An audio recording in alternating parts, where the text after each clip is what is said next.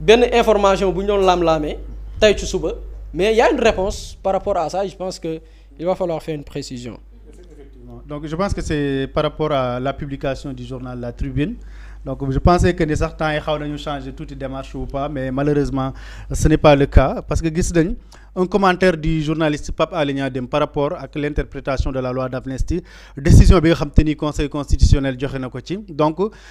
Tribune yéenekaay moom mu xëy def titre à la une mu ne ki nga xam te ni moom moo di Pape Alé Niang savonne le Pastef donc ñoom savonné nañ Pastef ne ayez le courage d'affronter li nga xam te ni moom moo nekk la vérité rawatina lii di décision bi nga xam te ni nii moom la kii jël ayez le courage d'affronter la vérité effectivement noonu la ko waxee Pape Alé Niang savonne le Pastef Pape Alé Niang ci boppam daal dina def benn publication moom aussi di wax que ni mu ne toutes les personnes honnêtes qui ont lu mon texte savent que ce n'est pas l'esprit de ma pensée mais quand d'autres enjeux prennent le dessus sur le devoir d'informer de manière véridique et honnête def quelques points de suspension ak des émoticônes reetaan donc loolu di wone que ni donc il y a toujours ce manque de sérieux qu'on a toujours signalé ci yenn quotidiens yi nga xam te ni dañuy paraître ak benn paresse bu am parce que je pense que ni boo dee reprendre le texte de quelqu'un surtout d'un confrère bu def yenn publication le plus élégant mooy nga woo ko téléphone bu fekkee dafa am loo xam ni comprendre loo ko ci nga ne ko c'est quoi le fond de ta pensée moo expliquer le carrément mais quant à vouloir nag jël benn texte déformer ko def une publication à la une boo xam te ni tout le monde croit que ni Pape Alé Niang qui fait partie du régime qui est nommé par le régime actuellement muy gérer benn institution publique ñu ne moom mooy savonné régime bi mu nekk noonu parce que bi nga xam ne moom moo ko porté fi mu nekk noonu je pense que c'est paradoxal donc ça prouve encore une fois que ni ce journal parewul pour def lu sérieux te parewuñ pour liggéey ci loo xam te ni sérieux na quoi. ci que daal di rek tàggatoo. moom man dama ciy ñambaas. parce que gis nga journal Tribune dugguleet xam nga ñun moom ñu koy waxee dawuñ coow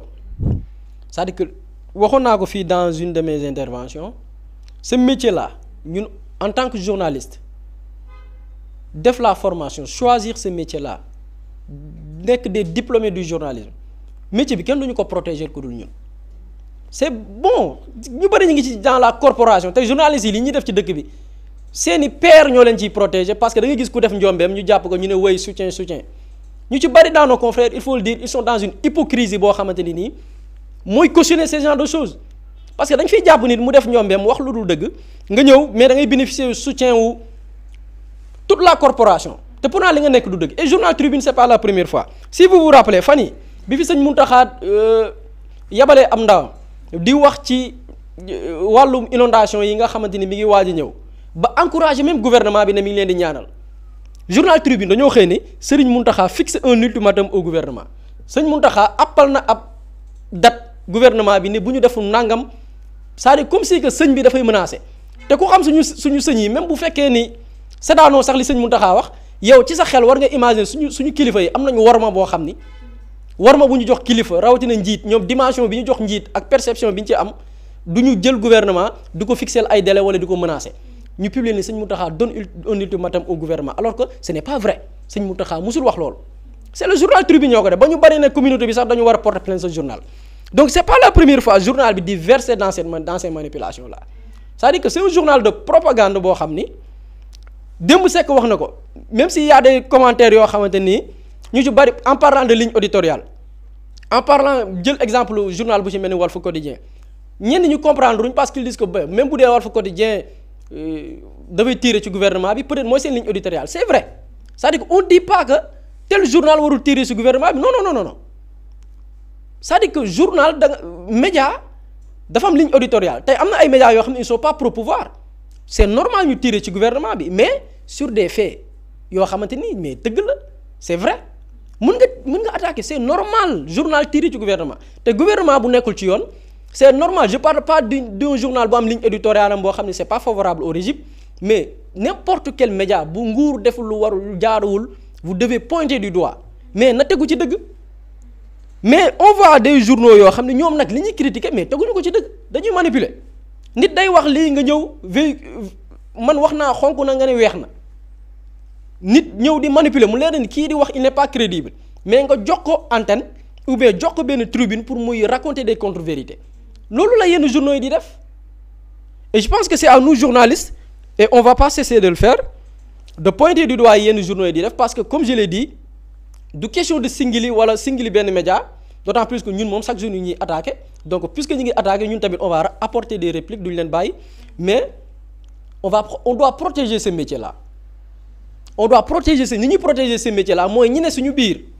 ba parfois kuy juger journalisme doo yam sax ci ki def mais da ngay généraliser da ngay gis sax ñoo xam ne seen perception ci journalisme mooy wax lu du dëgg da ngay gis ñi kenn ku leen journaliste yi de dañuy nangamtaan rek te pourtant ñi koy def benn la ñaar la ñett la mais bi nit ñi di juger dañuy généraliser jël ñun man Ismaïla Baye Ndongo Aminata Diané jël ñun ñëpp boole ñu ci benn la journalistes yi duñu wax dëgg alors que ñi koy def benn la ñaar donc là c'est nous journalistes qui devons protéger ce métier là. Comment protéger ce métier là démonter yenn journaux yi ñu nekk di def yenn médias yi ñu nekk di def di verser dans la manipulation nit wax na lii nga soppi ay propos am jëlee ko interpréter ko nu mu la neexee au moins sax même si son texte n'est pas clair par exemple ñun ce matin on voulait en parler mais peut-être on s'est dit est-ce que du Pape Alé loolu la bëggoon wax mais xamuñu ñu mandu ci information bi mais la personne concernée def na une publication ne moom bëggul woon wax lii lu ñu ko waxal c'était pas sa pensée donc nañu sérieux nañu dimbali. Vraiment ñi ngi yàq deru journalistes yi ñi ngi yàq deru médias yi tey lu ne les professionnels du métier ñi ngi koy dégg à cause d'une minorité boo xam ni ñi ngi fi lu dul pour leurs propres intérêts pour l'intérêt de leur boss on peut l'appeler ainsi parce que lii du nekkatul journalisme ñun li ñu nekk di gis nekkatul journalisme c'est de la propagande et je pense que nit war nga am sax worma wala kersa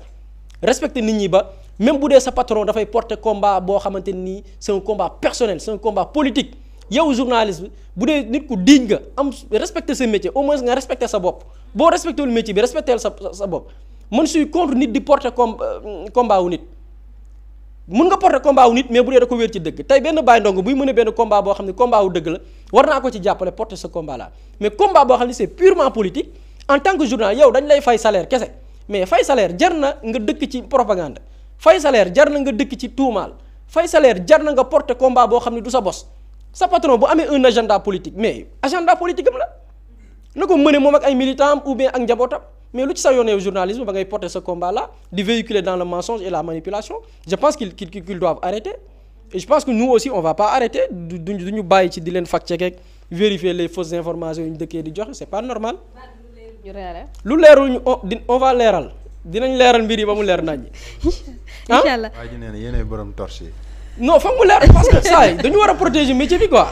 moo tax Rokhaya Dieng mi ngi naan buri ñambaasal. non foog mu dal parce que ñoom yooyu la ñuy bañ. xam nga parfois kii niñ naan kuy yoot moom du bëgg ku sëqat. loolay problème xam nga defoon nañ fi benn kii ñu organiser benn plateau spécial en fait c'est pour intimider mais nous saa yi duñu bëgguñ di wax suñu bopp mais tamit yenn yi mënuñu duñ leen bàyyi c'est-à-dire que il faut qu'ils arrêtent dinañ arrêter quoi en fait c'est ça.